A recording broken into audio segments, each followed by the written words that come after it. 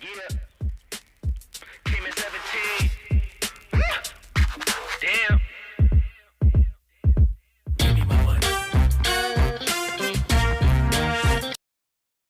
Hello, magandang araw po. Nandito na naman tayo. Kumusta po sa lahat ng mga followers po natin dyan sa YouTube. Magandang tanghali po at magandang araw po. Sa lahat po ng mga kaibigan natin dyan sa YouTube. Magandang araw po. God bless you all po. God bless all. Sa lahat po ng nanonood po sa atin at tumatangkilik, maraming salamat po sa pagtangkilik ninyo. Sana lagi po niyo akong susubaybayan, lalo na sa mga kaibigan natin at mga followers natin at sa mga bago nating kaibigan. Lagi niyo po subaybayan ang YouTube channel ko po. I-click lang po ninyo. I-click po ninyo at like po ninyo. Ngayon po, ang ano po natin ngayon ay ito po, ang trabaho natin ngayon. Araw-araw po ito yung trabaho natin na ginagawa. Tayo po yung tumatanggap ng mga pera na nire-remit po dito sa kumpanya. Tayo po yung tagabilang ng pera. Laging ang pinapayo na sa akin ng magulang ko noon hanggat may buhay, laging nagsisikap at huwag hihinto na mangarap.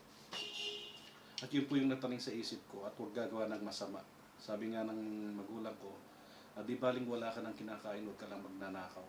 Matuto kang tumayo sa sarili mo pa at matuto kang magsikap at huwag hihinto na mangarap. Huwag mong titignan kung ano yung nasa baba mo. Ang tignan mo, huwag mong titignan kung ano yung nasa taas mo, ang tignan mo yung nasa baba mo. At lagi kang magsikap at huwag kang titigil na magsikap. Huwag mong titignan yung sinasabing masama sa iyo ng ibang tao, ang tignan mo yung mabuti na ginagawa mo at mabuti ka sa sarili mo. Number 1, ang susi, pananalig sa Diyos. Pananalig sa Diyos, tiwala sa Diyos, paniniwala sa sarili, at pananalig sa sarili, at lakas ng loob, at dedication sa buhay. Yung lagi kang nangangarap, hindi ka humihinto na mangarap. Kapag ka nadapa, tayo. Pagka nabigo, bumangon. Ibig sabihin, huwag tayong titigil na mangarap sa buhay. Ito, trabaho natin ngayon. Ito, tanggap tayo ng araw-araw na remit ng mga driver. Yung kinikita nila araw-araw, tayo yung kumukuha, tayo tumatanggap. Tayo yung tagabilang. Tagabilang lang tayo ng pera. Kung ganito kaya karami ang pera na tinatanggap mo araw-araw o kaya kinikita mo, maghihirap ka pa ba? Araw-araw ito ang ginagawa ko. Nagbibilang ng pera. Tumatanggap ng mga nare-remit ng mga driver. Ayan o. Ang daming pera nito. Kung ganito ba ang pera na natatanggap mo araw-araw maghihirap ka ba? Kung ganito ang kinikita natin, baka hindi na tayo maghirap. Saka ako makakapasal nito. Baka iba't ibang basa na mapuntahan ko. Kung saan basa na makarating. Araw-araw may pera na dumarating at nire-remit at tayo yung nagbibilang, tayo yung tumatanggap. Ayan ang daming pera Yan, ito yung trabaho natin araw-araw. Araw-araw natin itong ginagawa. Tagabilang ng pera, tagatanggap ng pera. Yun yung natanim sa isip ko talaga na hindi titigil sa pagsisikap kahit minsan tinatapakan ka na ng ibang tao o sinisiraan ka. Basta maniwala ka lang sa sarili mo at maniwala ka sa Diyos. Kasi ang paninira ng tao, hindi yan mawawala. Kasi sa ating mga Pilipino, sabi ko nga, ang crab mentality, hindi yan nawawala Hindi yan nawawala. Yung inggit sa sarili ba, yung inggit sa kapwa. Hindi na lang tayo magsikap at gumawa ng tama o mabuti para sa ating sarili at para sa kapwa natin. Ako lagi kong iniisip mabuti sa kapwa ko. Hindi ko nag-isip ng masama talaga kahit sa sarili ko. Minsan sinisiraan ako, sige pa rin ako. Minsan nga, yung tao sinisiraan ako Pero ako, nagpapakita pa rin ako ng mabuti at nakangiti pa rin ako. Hindi ako nagpapakita ng galit. Dito nga sa kumpanya namin Kasi dito, ang lahat ng empleyado namin puro Pilipino. 100% na Pilipino talaga. Ang mga ibang empleyado namin o ibang lahi na empleyado namin, mga driver lang. Ang mga driver namin, mga ibang lahi yan, mga Pakistan, India or Sri Lanka. Yun yung mga driver namin.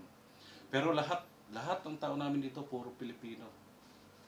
Talagang priority namin ang Pilipino kasi gusto namin na makatulong sa kapwa namin Pilipino. At tuwan-tuwa kami talaga. Tuwan-tuwa kami kapag ang mga empleyado namin nakakapagpunta sa Pilipinas. Nasabi nga natin na kahit na maliit na kumpanya ito, pero nakakatulong. Sabi nga nila, maliit man ay nakakapuwing din. Pero ito, maliit man, pero nakakatulong. Minsan, pagka narinig ko sa mga tao namin, nakakapagpundar ng bahay, nakakapagpatapos ng pag-aaral, ay tuwa ako. Kasi alam mo, ba't ako natutuwa? Kasi ako yung naging kasangkapan nila para umunlad ang buhay nila. At umaasenso sila. Minsan, dumadaan sa amin yung pagsubok o yung kagipitan, pero lagi namin priority ang mga tao namin. Lagi namin priority yan, mga tao namin, yung mga empleyado namin. Kasi sila yung buhay ng kumpanya eh. Kung walang empleyado, walang kumpanya eh. Yun ang katwiran ko eh. Kasi nung leader ako ng labor union, naging leader ako ng labor union sa atin sa Pilipinas, at lagi kong sinasabi na ang makina ay hindi andar kung walang manggagawa. Hindi po pwedeng ang magpatakbo lang ng makina o ng industriya ay ang kapitalista o yung employer. Ang manggagawa ang nagpapatakbo ng makina at sila yung susi para tumakbo ang industriya. Wala nang iba. Kaya yun yung laging natanim ko sa isip ko na ang mga tao o ang mga manggagawa ay kailangan natin para umunlad ang isang bayan. Pero bigyan natin sila ng tamang pasahod, tamang benepisyo, at kailangan na masaya sila kung saan sila nagtatrabaho. Kasi kung ang tao nagtatrabaho na masaya sila at ibibigay kung ano yung nakukuha nila, sigurado na ang kumpanya ay unlad at aasenso at hindi babaksak. Itong kumpanya nito, umabot na ng 8 taon eh. 8 years na itong kumpanya na ito, pero marami kaming naranasan na paghihirap o pagsubok. Kasi minsan, sabi nga natin, kapwa natin Pilipino minsan, hindi nawawala yung siraan ka. O kaya, sila mismo yung gumagawa ng problema sa kumpanya. Pero sa akin, sabi ko, sige lang, sige lang. Kaya sabi ko nga, minsan, sinisiraan ang kumpanya, tapos biglang aalis kasi lilipat sa ibang kumpanya. Pero mga ilang buwan, 2 buwan, 3 buwan, biglang lalapit uli yan. Sasabihin, Sir, pwede pa ba akong bumalik sa kumpanya? Pero nagsabi na siya ng masama sa akin, ha? At lahat naririnig ko, nagmumura, nagdarasal ng masama, at nagsasabi ng masama. Pero, hindi ako nagtatanim ng galit. Hindi talaga, kahit kailan hindi ako nagtatanim ng galit kahit kanino. Minsan magalit ako, pero sandali mawawala yan. Nawawala rin yung galit ko. Kasi, ang lagi kong iniisip, yung mabuti. Sabi nga nila, kung ikaw ay nagdarasal lagi at nagdarasal ka sa nag-iisang Diyos, huwag kang mag-isip ng masama sa kapwa mo at huwag kang magtatanim ng galit. Kasi baliwala ang dasal na ginagawa mo kung may galit sa puso mo at sa isip mo at may galit ka sa kapwa mo. Hindi yan tanggap ang dasal na yan.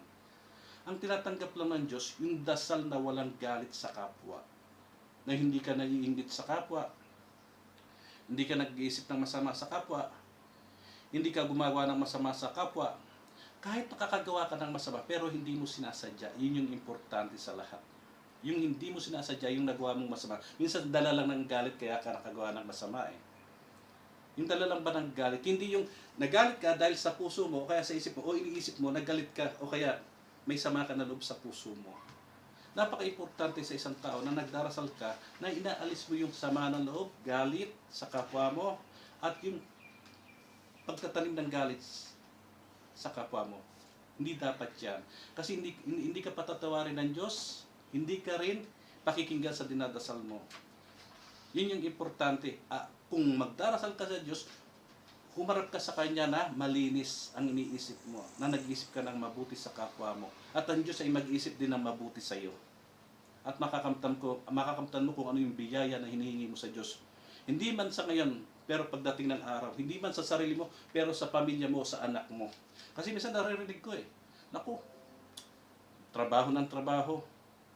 Puti na ang buhok ko, hindi pa ako muunlad, hindi pa ako maasenso. Wala na yatang pag-unlad mamamatay na lang ata ako na mahirap. Hindi yan totoo. Hindi yan totoo. Ang Diyos ay napakabait. Napakabait ang nag-iisang Diyos. Wala tayong hiningi na hindi ibinigay sa atin. Minsan meron tayong hinihingi pero hindi agad ibinibigay. Kasi minsan, maaaring makasama sa atin o sa pamilya natin o sa mga anak natin o sa mahal natin sa buhay. Ang Diyos hindi yan nagbibigay ng ikasasama ng mga nilikha niya. Ang ibinibigay lagi yung ikabubuti ng nilikha niya. Kaya minsan may hinihingi tayo, hindi binibigyan ng Diyos kasi hindi karapat-dapat yung hinihingi natin. Pero bibigyan niya tayo ng higit pa doon sa hinihingi natin. At dodoblihin niya at triple pa ang makamta natin na biyaya. Kaya huwag tayong nawawala ng pag-asa. Huwag natin sinasabi sa sarili natin na puti na yung buhok ko, sumasakit na yung likod ko, sumasakit na yung balakang ko. Meron na akong anak, ako. Papalipas na yung oras ko, pero hanggang ngayon hindi ko pa nakukuha yung gusto ko sa buhay. Oo, tama, hindi mo nga nakuha yung gusto mo sa buhay. Pero ibibigay at pagkakalob ng Diyos yan saan? Sa mga apo mo. Sa mga apo mo o kaya sa mga anak mo. Kasi, ang sabi ko nga, lagi kong sinasabi ang pera, laging nagiging kasangkapan ng kasamaan o ni Satanas.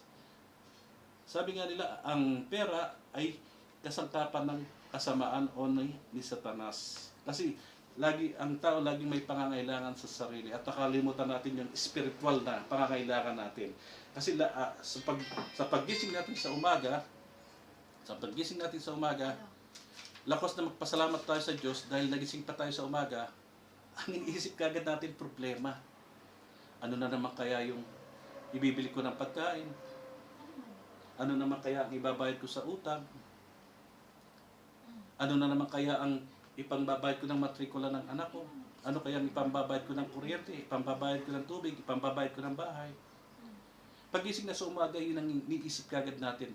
Nakalimutan natin na paggising natin sa umaga ay magpasalamat sa Diyos. Magpasalamat sa Diyos dahil nagising pa tayo at buhay pa tayo. Bago matulog, dapat magpasalamat sa Diyos. Bakit? Kasi inabot pa tayo ng gabi. Paano kung na-aksidente ka na? Yung sa araw na naglalakad ka, na-aksidente ka. Wala na, tapos na pangarap mo. Diba? Pero yung paggising mo sa umaga, na nagising ka, huwag kang mag-isip ng kahit anong problema. Isipin mo ang Diyos. Isipin mo ang nag-iisang Diyos na nagising ka pa. Nabuhay ka pa. Kasi hanggat may buhay, may pag-asa at may pag-unlad at may pag-asenso. Tandaan ninyo yan. Huwag kayong mawawala ng pag-asa hanggat may buhay. Ang Diyos ay hindi natutulog.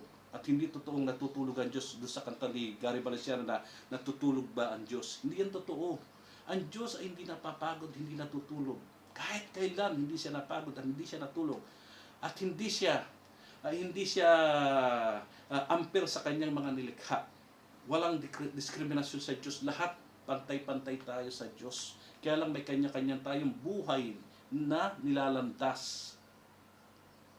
Tayo ang gumagawa ng masama at mabuti sa sarili natin. Ang Diyos ang nagbibigay ng biyaya sa atin at hindi gumagawa ng masama sa atin. Ang lahat ay binigay na sa atin ng Diyos at wala na tayong mahiling. Yung humihinga ka lang sa araw-araw ay magpasalamat ka na Diyos dahil malaking biyaya yan. Napakalaking biyaya ang araw-araw na humihinga ka. Kaya nga dito sa kumpanya nito, sabi ko nga, lagi ko sinasabi sa tao ko na kung anong mayroon ay pasalamatan. Pero dito sa kumpanya nito, lahat ng benepisyo ibinibigay namin sa tao namin. Binibigay namin talaga. Kaya lang ang tao talaga mapaghanap walang kasiyahan. Pero hindi naman perpektong kumpanya ito, may pagkukulang din. Wala namang perpektong kumpanya, kahit malaking kumpanya nga may kakulangan pa rin. Pero sa abot ng makakaya namin, ibinibigay namin kung ano yung pangangailangan ng mga tao namin at mga empleyado namin. Kaya nga pagka may umalis dito, kung ano nang sinasabi na masama sa atin. Pero bigla-bigla magsasabi dito tatawag dito sa office, "Hoy, pakisabi naman kay sir kung po pwede pa akong bumalik." Sasabihin ko kay Rose, di ba yun yung nagsabi sa akin na minumura ako, na sinasabihan ako ng masama? Gusto raw niyang bumalik nahihiya daw siya. Sabi ko, huwag siya mahiya. Bumalik siya. Alam mo bakit ganun ako sa tao? Kasi kung ang tao nagsabi sa iyo ng masama at nagsasabi siya ng masama o nanlaban sa iyo sa ibang kapwa-tao, nagsasabi siya, sinisiraan ka sa ibang tao, minumura ka sa ibang tao, ipinagdarasal ka na mamatay ka, pero ilang buwan lang magsasabi sa iyo magsasabi sa kumpanya o sa office na gusto kong bumalik. Ang ginagawa ko, pinababalik ko. Sabi ko kay Rose, pabalikin mo. Rose, pabalikin mo kasi kawawa naman. Wala siyang trabaho. Mamaya mapariwara kapwa natin yan Pilipino. Pabayaan mo siyang makabalik at bumalik sa trabaho niya. Pabalikin mo. Open siya sa akin na makabalik. Bigyan ko pa siya ng isang pagkakataon na magtrabaho. Kasi alam ko, bakit sa akin siya bumalik na kung ano sinabi na niyang masakit at masama sa akin. Nasiniraan niya ako, minumura niya ako, dinadasal niya ako na mamatay. Pero, at After 2 months o 3 months, magsasabi sila, gusto kong bumalik. Gusto ko nang bumalik. Gusto kong bumalik sa trabaho. Sabihan mo kay sir, ganyan, nahiya kasi ako eh. Pero pag bumalik siya sa trabaho, wala siyang narinig sa akin na masama o kahit anong salita. Ang sabi ko lang, magsikap ka. Magsipag ka, magsikap ka para umulat ka. Sabi ng asawa ko, di ba nagminumura ka niyan? Sinisiraan ka niya, pabayaan mo siya. Kasi ang katwiran ko, ang lagi ko sinasabi na, kapag ka ang tao bumalik sa iyo, ibig sabihin mabuti kang tao. At hindi tama yung sinasabi niya. Siya yung mapapahiya eh. Bakit? Kung masama ka, ba't babalik siya sa iyo? At makikiusap siya na magtrabaho ulit. Di ba? Kung masama kang tao, na siniraan ka niya sa labas, minumura ka niya at nadasal ka niya kung ano, after 3 months o 4 months, magsasabi siya na babalik siya. Ang ginagawa ko, tinatanggap ko, kasi para mapahiya siya sa sarili niya. Mahiya siya sa sarili niya. Pero wala siyang naririnig sa akin ng masamang salita. Alam ko sa sarili niya, nahihiya siya eh. Bakit ka nahihiya? Kasi napapahiya ka doon sa mga mali mong sinasabi sa tao na hindi naman pala totoo, tapos babalik ka sa kanya dahil gipit ka na. Kasi alam ko na wala na siya mapasukan na ibang trabaho, kaya gusto niya bumalik ulit sa akin. Tinatanggap ko talaga, kahit sinong Pilipino na umalis sa kumpanya ko, pagka gusto mo bumalik, pinababalik ko. Kahit nagsabi na sila ng masama o masakit laban sa akin, pero pinababalik ko pa rin. Kasi ang katwira ko, kapwa natin yan, Pilipino. Hindi ako ang magpaparusa, kundi ang Diyos. Kasi naniniwala ako sa Diyos eh. Kung ikaw ay nananalig at nanampalataya ng totoo sa Diyos, ang lahat ng kaparusaan sa Kanya na manggagaling, hindi sa sarili mo, sa iyo mismo. Kaya pinababalik ko yan. Sasabihin na naman sa akin, oh, sir, umalis na naman si ganyan, ganito, binigyan na natin ng isang pagkakataon. Pangalawang pagkakataon, nagsasabi na naman, babalik. Sabi ko kay Ross, sige, papalikin mo. Sabi niya, sir, nakadalawang beses na yun na umalis eh. Saka ganyan, ang ugali niya talaga eh. Aalis, babalik, aalis, babalik. Sabi ko, bigyan mo pa rin ng pagkakataon. Pero last chance na, bigyan mo siya ng last chance. Pagka inulitan niya, wala na, pasensyahan na, tapos na. Putol na yung tulay na nag-uugnay sa amin.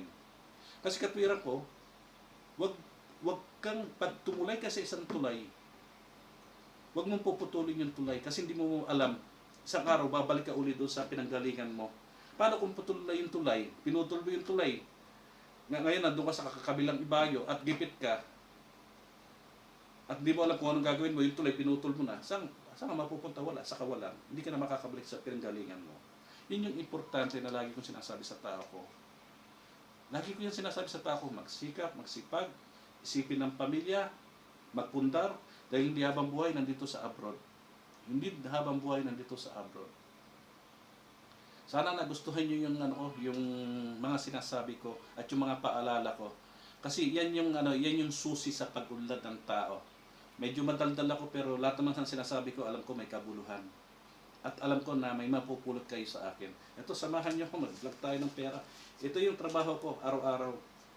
Magbilang ng pera. Yung nire-remit ng mga tao dito sa kumpanya, ako yung nagbibilang eh. Ako yung nag-audit. Kaya lagi akong busy. Yan ang trabaho ko. Magbilang ng pera. Sabi ko, kung sa akin lahat ito pera eh. Naku, siguro, tulog-tulog na lang ako, hindi na ako magtatrabaho, hindi na ako magpupuyat. Kaya lang hindi natin pera to eh, pera ng kumpanya ito eh. Pera ng kumpanya ito na iniipon para ipasahod sa mga tao, sa mga empleyado namin. Kaya ito hindi ko pag-aari ito. Iniipon ko lang para ibalik ko sa tao ko at sa empleyado. Para meron silang sahurin at meron silang ipadala sa pamilya nila. Meron silang ipadala sa pamilya nila. Dami oh, di ba? Kung araw-araw ganito ba yung pera natin na kinikita kahit matulog-tulog na lang ako eh. Di ba? Pero ito, hindi ko pera to. Pera ng mga tao to. Yan. Pera ng mga tao to na iniipon namin araw-araw. Ito yung trabaho ko, mag-ipon ng pera na kinikita ng tao at ibabalik din sa kanila. Ibabalik din sa kanila ang pera nito. Sabi ko nga, kung sa akin sila lahat itong pera nito, siguro hindi na ako magpapakahirap na magpuyat. Hindi na ako magpapakahirap na magtrabaho, magsikap. Kaya lang, hindi sa akin pera to eh. Pera ng mga tao to, na iniipon ko, at para may pasahod sa kanila. Ayan o. Araw-araw ito ang trabaho natin, magbilang ng pera. Kaya sabi ko, kung pera ko lang to, baka higaan ko na lang to. Ang dami o. Ang dami natin pera o. Sana, pera ko to. Kaya lang hindi ko pera to. Pera ng mga tao to, ng mga empleyado namin na iniipon namin araw-araw. araw-araw na nire-remit ng mga driver na iniipon namin, na ako lang yung taga-bilang at taga-audit kung magkano yung kita. After 1 month, ay balik yan sa mga tao, pasweldo nila. Yan, susweldohan nila, yun ang sweldo nila na iniipon ko. Para at least buwan may ipadala sila sa pamilya nila. Sundin niyo po ang payo ko at napakaganda po talaga ng pinapayo ko sa inyo at hindi naman po masama. Ang susi po sa pag-unlad sa buhay, tamang pananalig sa Diyos na walang halong pag-iisip ng masama at walang halong pag-iisip ng masama sa kapwa. Linisin natin ang puso natin at isip natin at walang imposible na wala tayong mararating. Hindi maaaring, sabi nga natin, parang magulang ba? Ang Diyos ay parang magulang na tayo ay kanyang mga anak. Na ang isang anak ay nakikiusap sa magulang niya na may hinihingi siya. Ikaw kaya na magulang, hindi matitiisin mo ang anak na may hinihingi sa iyo, na hindi mo ibibigay kung kaya mo. Ganun ang Diyos sa atin. Parang magulang natin na kung kaya niyang ibigay sa atin, ay bibigay niya dahil wala namang imposible. Dahil siya ay pinakamakapangyarihan. Ang Diyos ang pinakamakapangyarihan sa lahat. At walang imposible sa Kanya. Pero nasa tao ang gawa. Nasa tao ang gawa at nasa tao ang pagsisikap. Pero tamang pananalig. Naku, dami kong pera oh. Ayan, araw-araw binibilang natin yung pera na yan. Sana sa akin na to para hindi na ako magtrabaho o magpuyat. Para hindi na ako mag-YT. Dami pera oh. Araw-araw yan yung tinatanggap natin na nire-remit sa atin na kinikita ng tao. Oh, pero hindi natin to pera eh. Niipon ko lang. Niipon ko. After 1 month, ibabalik ko sa tao. Pero nagpapasalamat pa rin ako sa Diyos kasi at least tagabilang lang ako ng pera kahit hindi ko pera. Dahil pera ng mga tao ko to, pera ng mga empleyado ko to. Na iniipon ko lang. Ako lang yung nagmamanage. Sana po may napulot kayong aral sa video ko neto. Muli po, maraming salamat. Maraming salamat po sa lahat ng panonood nyo sa akin. Sa mga kaibigan ko, sa mga follower ko, sa mga bago kong kaibigan, at sa mga tao na magpapalo sa YouTube channel ko. Maraming po salamat. Pagpalain kayo ng nag-iisang Diyos. Maraming salamat po sa inyo. Ang Diyos ang bahalang magbigay sa inyo ng tamang biyaya na para sa inyo at hindi po ako. Salamat po sa lahat ng nanonood po. Yeah.